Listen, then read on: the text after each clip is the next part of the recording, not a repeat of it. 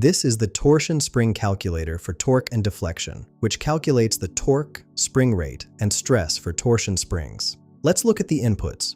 First, select your material from the drop-down menu.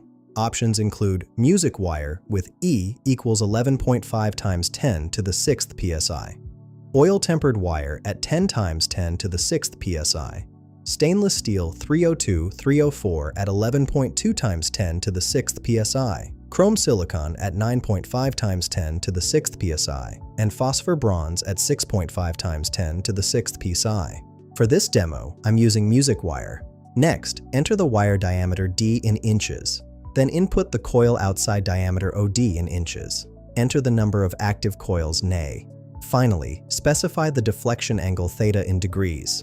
Here's a worked example. With wire diameter of 0.1 inches, coil outside diameter of 1 inch, 10 active coils, and a 90-degree deflection angle, clicking Calculate gives us these results. Torque M equals 3.14 pound-inches.